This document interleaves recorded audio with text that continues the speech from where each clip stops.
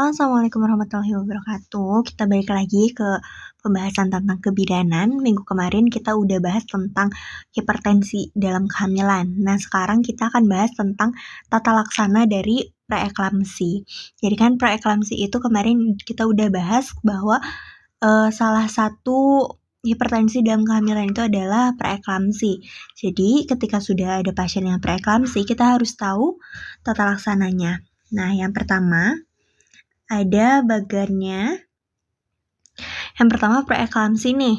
Jika ada yang pasien yang preeklamsi, tentu kita akan melakukan pemeriksaan baik itu dengan USG, KTG, laboratorium dan konsultasi. Jadi biasanya kalau udah di rumah sakit kita melakukan itu semua, dari yang USG, terus kita cek detak jantungnya dan hisnya dan yang lainnya, terus laboratoriumnya, cek darah dan yang lainnya gitu ya. Baru kita menentukan apa yang selanjutnya gitu. Nah, tentu jika misalkan preeklamsinya di bawah lebih dari 34 minggu, lalu ada resiko untuk pertumbuhan janin terhambat, terus sudah gawat janin dan gagal perawatan, ada komplikasinya, bahkan sudah menuju ke eklamsi, terus udah preeklamsi berat, tentu akhirnya adalah terminasi. Kenapa? Karena jika tidak diterminasi, tentu akan mengakibatkan komplikasi yang lebih parah dan akan membahayakan bagi ibu dan janinnya gitu.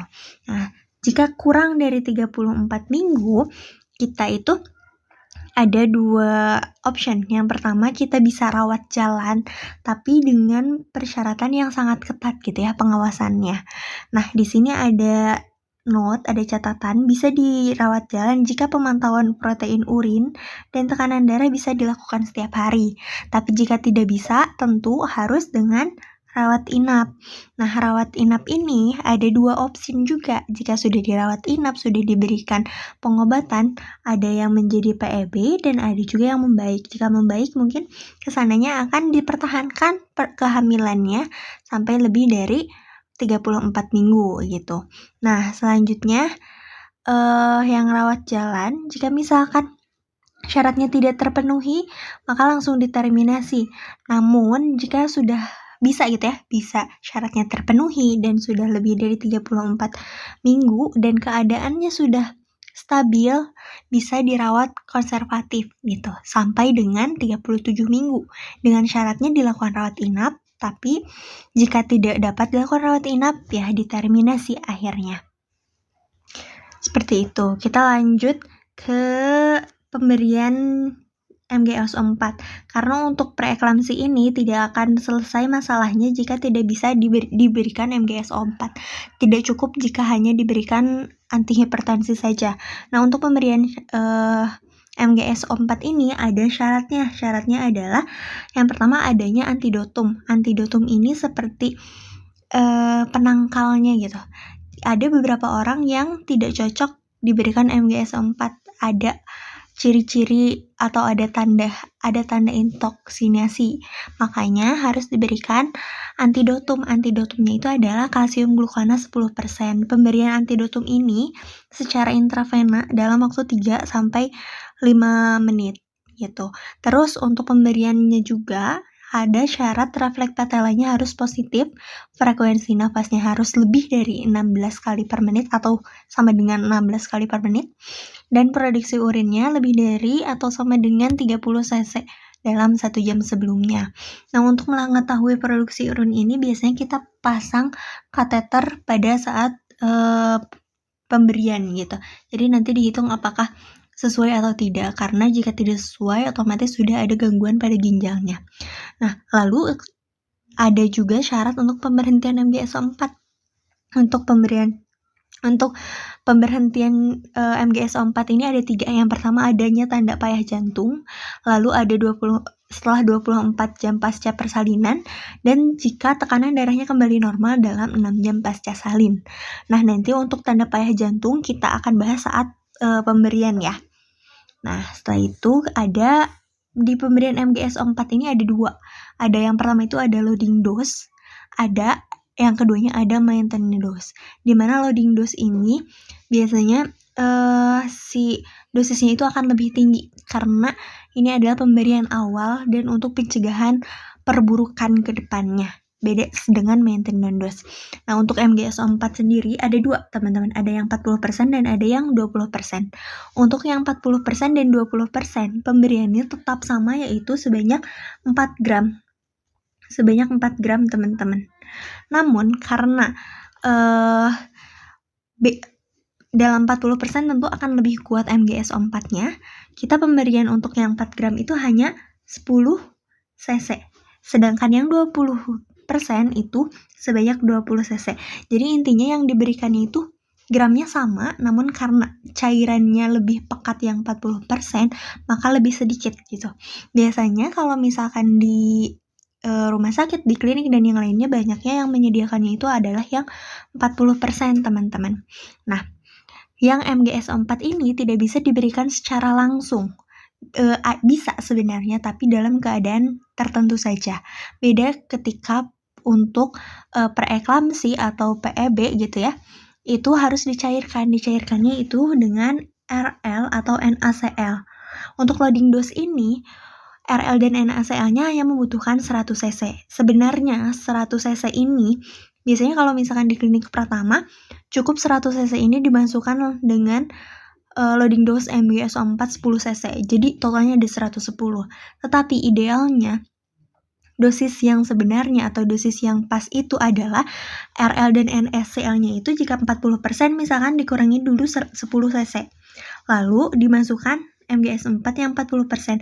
Jadi totalnya itu 100 cc itu dengan MGSO4-nya.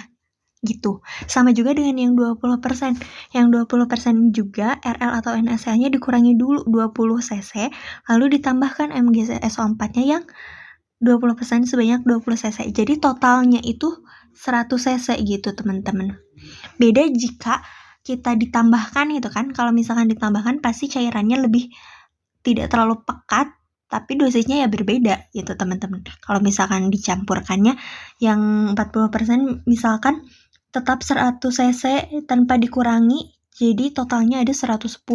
Yang 20% misalkan tidak tanpa dikurangi, totalnya jadi 120 cc.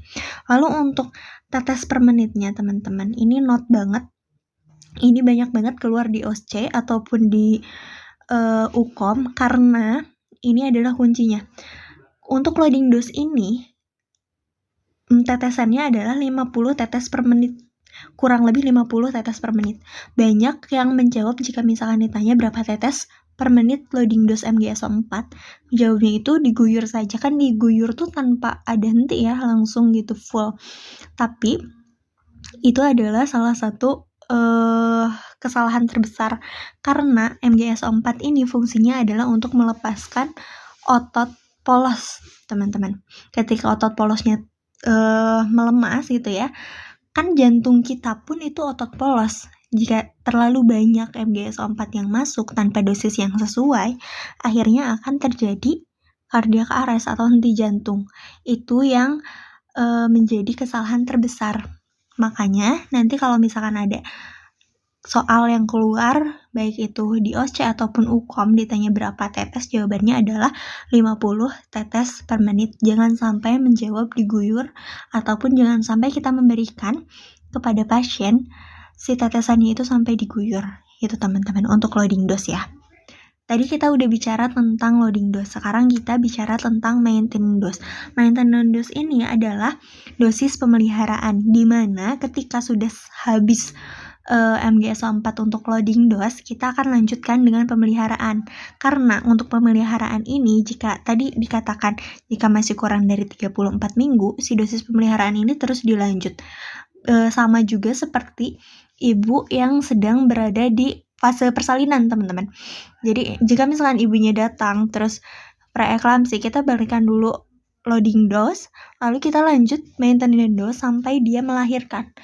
Minimalnya sampai 6 jam pasca salin, yang tadi syarat pemberhentian 6 jam pasca salin jika tekanan darahnya sudah turun gitu. Nah, untuk maintenance dose ini ada dua, sama, ada yang 40%, ada yang 20%. Nanti teman-teman bisa lihat ketersediaan di vaskes kalian, apakah ada yang 40% atau yang 20%. Jika yang 40% sama syaratnya adalah 10 gram. Nah, untuk 10 gram ini jika untuk 40% kurang lebih 25 cc. Dan jika 20% kurang lebih 50 cc. Jadi tentu 2 kali lebih banyak ya teman-teman. Nah, untuk yang maintenance ini juga sama, harus dicampurkan dengan pelarut. Pelarutnya ini boleh dengan RL atau NaCl 500 cc. Dan sama juga seperti yang loading dose tadi, idealnya yang 500 cc RL atau NaCl itu dikurangi dulu 25 cc jika untuk MgSO4 yang 40%. Nah, ketika sudah dikurangi baru dimasukkan ke yang MgSO4-nya 25 cc. Jadi totalnya itu 500 cc ini sudah dengan MgSO4. Sama juga yang 20% dikurangi dulu 50 cc, lalu ditambahkan 50 cc MgS4-nya. Jadi totalnya tetap 500 cc gitu. Paham ya teman-teman ya? Jadi untuk 500 cc ini sudah dengan MgSO4-nya. Namun balik lagi, banyak di fasilitas kesehatan yang tidak melakukan hal itu. Jadi langsung saja misalkan 500 cc-nya itu ditambahkan dengan 25 cc MgSO4 40% gitu. Jadi totalnya itu 525. Biasanya banyaknya yang seperti itu, tapi balik lagi itu akan berbeda dosisnya ketika kita berikan. Jadi jika misalkan tidak dalam keadaan gawat darurat, lakukan sesuai dosis atau lakukan sesuai dengan arahan yang ada saja gitu. Nah, untuk maintenance dose ini dosisnya itu adalah 20-30 tetes per menit. Kalau misalkan yang tadi 50 tetes, kalau sekarang adalah 20-30 tetes. Sama pemberiannya jangan sampai terlalu cepat karena efeknya akan terlalu berat. Di sini ada note jika vaskes pertama biasanya 15 cc. Mungkin pada vaskes pertama kita akan berpikirnya akan melakukan rujukan, jadi nanti di rumah sakit akan diganti dengan dosis yang sebenarnya gitu. Tapi kalau misalkan dalam keadaan yang memungkinkan untuk memberikan sesuai dosis, berikan sesuai dosis. Apalagi jika teman-teman harus menjawab dalam UKOM atau dalam OSCE, harus sesuai dengan ini ya teman-teman. Seperti itu. Lalu ada pemberian antihipertensi teman-teman. Ini dengan syarat jika tekanan darahnya lebih dari 160 untuk sistolnya dan lebih dari 110 untuk diastolnya. Ini ada 3 cara. Biasanya untuk yang pertama itu antara memberikan yang pertama dan yang kedua ini teman-teman. Yang pertama adalah nifedipin. Untuk nifedipin biasanya kita beri yang 10 gram, berikan yang dapat diulangi selama 30 menit. Misalkan dalam 30 menit pertama dia diberikan nifedipin 10 gram tetapi tidak ada penurunan tekanan darah, kita bisa mengulangi pemberian antihipertensi nifedipin ini gitu. Maksimalnya itu 120 per 24 jam. Jadi maksimalnya 12 nifedipin dalam 1 hari. Tetapi ini juga tetap harus dikonsulkan dengan spesialis obgyn teman-teman atau dengan dokter yang ada di situ. Jangan sampai kita memberikan dosisnya sangat besar tanpa ada konsultasi. Karena ini sudah masuknya ke gawat daruratan, dan setiap kegawatan daruratan kita harus melakukan rujukan gitu. Nah, ini ada catatan juga sampai ada penurunan tensinya itu sampai 20% gitu. Nah, jika misalkan sudah ada penurunan, kita bisa melanjutkan terapi ini dengan dosis rumatan atau dosis perawatan sebanyak 3x1 10 gramnya gitu. Nah, adapun dengan metildopa yang sering kita jumpai di keseharian itu antara lain adalah Dopamed teman-teman. Untuk Dopamed ini diberikannya 250 mg biasanya 1, tapi ada juga yang memberikan 2 sekaligus dan dievaluasi per 4 jam. Jika misalkan ada penurunan, kita bisa melakukan dengan dosis rumatan. Jika misalkan tidak ada penurunan, kita lanjutkan dengan rujukan. Nah, untuk nicardipin ini biasanya kita berikan untuk kegawat daruratan, teman-teman. Nah, apalagi jika tekanan darahnya sudah lebih dari 180 per 110, maka kita berikan 1 dosis, 1 ampul dengan buffernya itu 50 cc atau pelarutnya itu 50 cc, atau bisa juga diberikan 2 ampul dengan buffernya atau pelarutnya adalah 100 cc. Nah, untuk nicardipin ini tidak bisa dilarutkan dengan RL teman-teman. Teman-teman, itu adalah tata laksana dari preeklamsi. Jika ada yang ingin ditanyakan atau ada yang ingin diluruskan, boleh komen saja, boleh di-share juga. Terima kasih banyak. Assalamualaikum warahmatullahi wabarakatuh.